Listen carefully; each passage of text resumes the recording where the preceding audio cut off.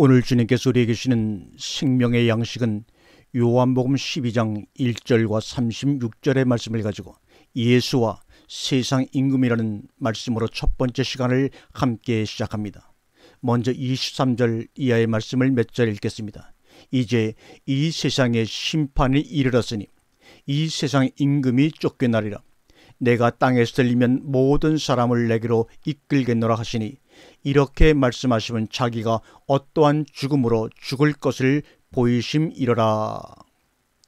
오늘날 그리스도인들이 한결같이 믿고 있는 예수의 십자가 죽음, 곧 세례 요한이 증언하고 있는 대로 보라, 세상 죄를 지고 가는 하나님의 어린 양 이로다라고 인류 최대의 사건으로 홍보되고 있는 예수의 십자가 사건은 과연 지금 우리에게 무엇을 의미하는 것입니까?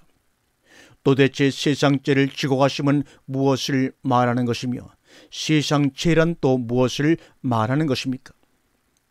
유대인들의 희망이며 별이요 꿈이며 이상이었던 예수. 종교적인 카리스마와 배운 것은 없었지만 어떤 모사꾼과 학자들도 당해낼 수 없는 지혜와 지혜를 갖춘 이상적인 해방자 능력 예수. 그는 군중동원 능력을 동원해 마력을 지닌 인물이었으며 유대인들의 핍박에도 불구하고 그를 따르던 제자들과 무리들에 의해서만은 적어도 확실한 주는 그리스도시요 살아계신 하나님의 아들이셨습니다. 그의 능력으로 하면 어느 사회나 골치 아프게 마련한 경제적 분배의 문제점은 염려하지 않아도 되고 의료의 문제도 걱정할 필요가 없게 되었습니다. 오병의 경험과 수많은 병자들이 치유되는 현장을 한눈에 목격하지 않았습니까? 그러므로 그만이 우리의 빵 문제, 의료 문제, 정치적인 문제를 해결할 수 있는 유일한 메시아였습니다. 이러한 믿음은 누구도 빼앗을 수 없는 것이었으며 때문에 주를 위하여 내 목숨을 버리겠나이다라고는 베드로의 고백과 제자들의 고백이 가능했던 것입니다. 우리는 예수의 죽음에 대해서 한 번쯤은 바로 이들, 곧 죽음을 맹세하면서 따르던 제자들과 무리들의 관점에서 살펴볼 수 있어야 합니다. 세상 죄를 지고 가는 하나님의 어린 양이라고 할 적에 마치 수학 공식에 대입하듯이 단순히 세상 죄 이꼴 인류의 모든 죄 하고 우리는 너무 쉽게 단순화시켜버리는 습성이 그동안 있었습니다. 그러고 있는 동안 세상 죄는 인류의 모든 죄이며 하나님이 세상을 이처럼 사랑하시는 인류에 대한 포괄적 개념으로 그 의미를 완전히 희석, 오도할 뿐입니다. 단지 나 개인과는 상관없는 보편적 개념으로만 남아있을 우려가 있습니다. 즉 개인의 실존적 문제를 보편 개념에 전이시키므로 정작 자신을 배제하게 되는 실수를 범해왔습니다. 그렇게 되면 예수의 죽음과 나는 전혀 무관하게 되어버리고 나는 단지 타자 혹은 구경꾼으로 남아있게 될 소지가 다분합니다. 이 같은 표현이 예수의 사역을 폄하하고자 함이 아닙니다.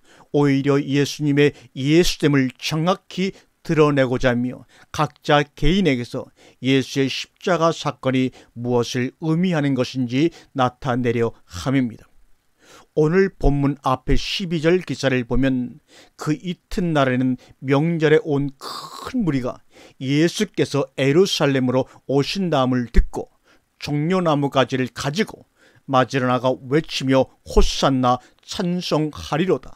주의 이름으로 오시는 이 곧 이스라엘의 왕이시여 하더라고 하고 있습니다.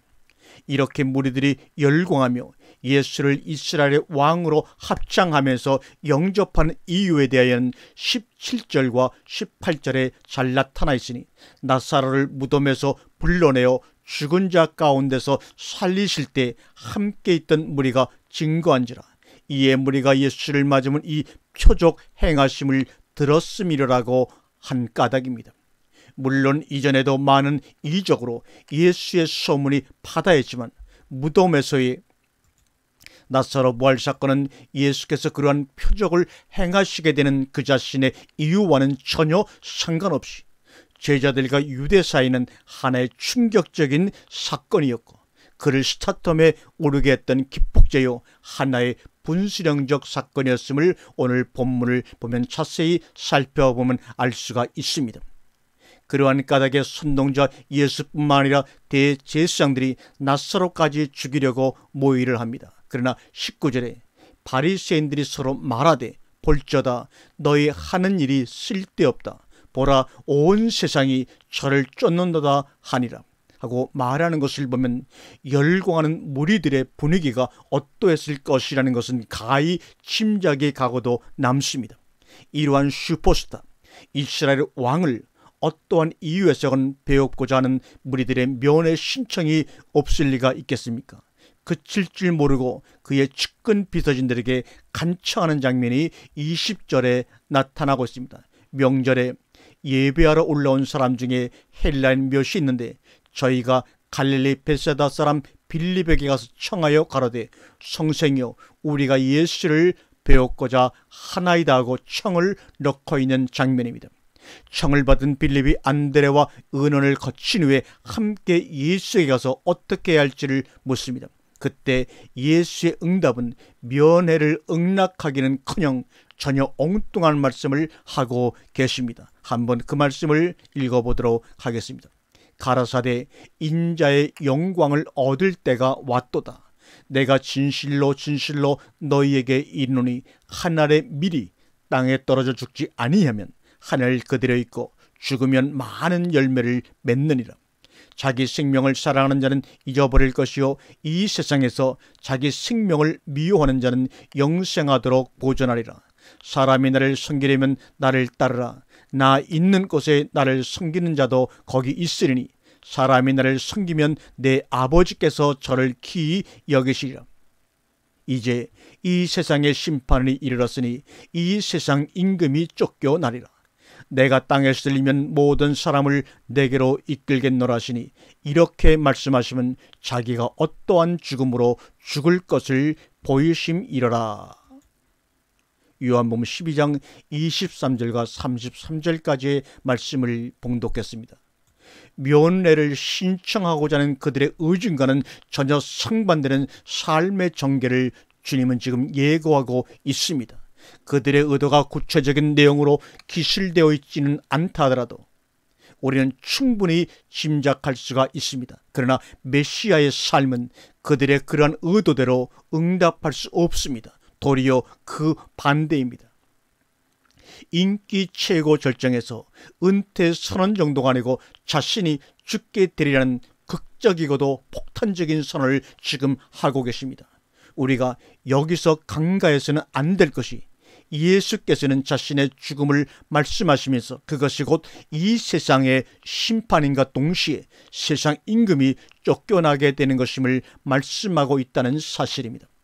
여기서 우리는 너무 쉽게 세상 임금하면 곧바로 마귀 혹은 사탄을 떠올립니다. 또한 예수께서 죽음과 부활로 마귀의 세력 권세인 사망 권세를 이기셨으므로 누구든지 그를 믿기만 하면 이렇게 얘기합니다. 믿기만 하면 하는 것이 대부분 그리스도인들의 신앙 고백의 한계입니다.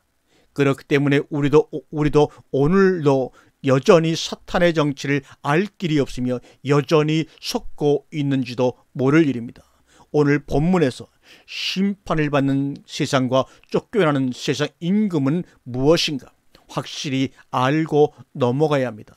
우리에게 이미 형성되어 있는 교리적인 전자나 고정관념에 사로잡히지 말고 벌거숭이 임금님의 우화에 등장하는 어린 소년, 소녀처럼 본문의 천후 맥락을 아주 단순하게 살펴볼 수 있다면 세상 임금이 무엇인지는 곧바로 드러납니다. 제자들과 예수를 따르고 있는 무리들에게 있어 세상 임금은 13절에 주의 이름으로 오시는 이 곧 이스라엘의 왕이시여 라고 하는 그들의 입의 고백을 통해서 누구인지가 분명해지고 있습니다. 도대체 무슨 말을 하고 있는 것인가? 대물을 뿐이 있을지도 모릅니다. 아니, 예수가 세상 임금이라니 아마도 정신 나간 이단 같은 소리를 하고 있는 게 아니냐. 종교재판에 예부되어 하형을 받을 소리를 한다고 말씀하시는 분도 계시리라 생각합니다. 그러나 잠깐만 좀 더 생각해 보십시다. 이 말은 예수가 세상 임금이라는 말이 아니라 예수가 세상 임금이라는 말이 될 수 있습니다. 즉 거기 계시며 말씀하시는 분이 세상 임금이라는 말이 아니라 그와는 상관없이 제자들 속에 있는 예수가 바로 세상 임금이라는 것입니다. 한 분 예수가 계셨지만 예수 자신의 예수와 제자들의 예수는 하늘과 땅의 차이가 있으니 이는 제자들의 예수는 이스라엘을 회복하실 왕, 세상 평화를 완전하게 성취하실 분으로 그들의 꿈이요 이상이요 그들의 세상 임금이었다라는 말씀을 하고 있는 것입니다. 어떻게 하나님의 섭리 역사가 이렇게 진행되고 있을까? 여기서 우리는 잠깐 이런 생각을 해볼 수 있을 것입니다. 예수께서 제자들에게 좀 더 바른 가르침과 깨우침으로 자신에 대한 그런 잘못된 시각을 미리 교정하실 수는 없었던 것인가? 그것은 예수의 참된 종교적 지도력의 결핍으로부터 야기된 것은 아닌가라는 물음말입니다. 그분은 적어도 지혜와 모사에 있어서는 따라올 자가 없었고 뿐만 아니라 능력으로 하면 죽은 자를 살리시는 분이며 말씀 한마디로 천지를 지으신 분이 아니십니까? 그 하나님의 아들 예수께서 제자들의 그러한 심리를 간파하지 못하실 리 없으며 사실 그는 제자들의 속을 환히 꿰뚫어보고 있었습니다. 그러나 그렇다고 해서 제자들과 동고동락하는 3년 6개월의 공생의 기간 동안 한 번도 의도적으로 그들을 그렇게 가르친 적이 없음에도 불구하고 그들은 그러했으며 그들 속에 자리 잡고 있는 예수는 세상 임금으로 완전히 자리가 굳혀가고 있었다는 것입니다.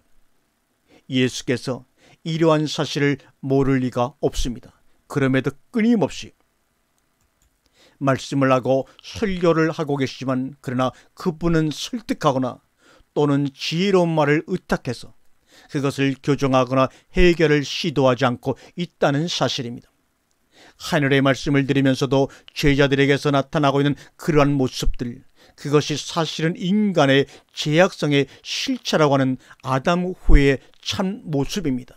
빛을 빛으로 보지 못하고 도리어 어두움으로 삼게 되는 인간의 본성적 죄악 말입니다. 그러므로 인간이 하는 모든 이가 결국 불이요 예수를 버러지 형상의 예수 세상 임금으로 만들며 순리로 쓸 것을 영리로 쓰는 인간의 참혹한 양상이 여기에서 가장 적나라하게 나타나고 있습니다.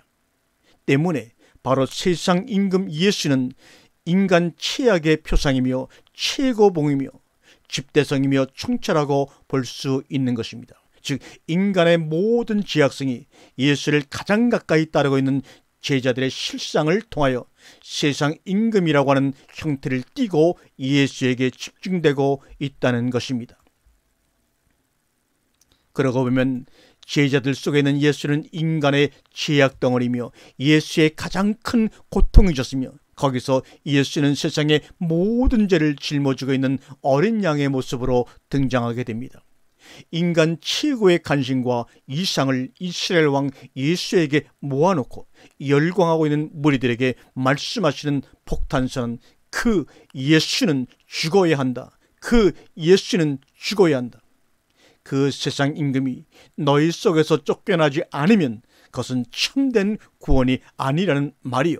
이 선언은 동시에 너희의 구원이 참된 구원이 아니라는 선언이기도 합니다. 제자들이 구원이라고 생각하고 있는 그 구원은 구원이 아니라 인간 죄악의 극치이며 그 실체는 세상 임금이므로 반드시 심판을 받아야 할 대상임을 분명히 하고 계신 것입니다. 그것을 우리가 어떻게 쫓아낼 수 있는가?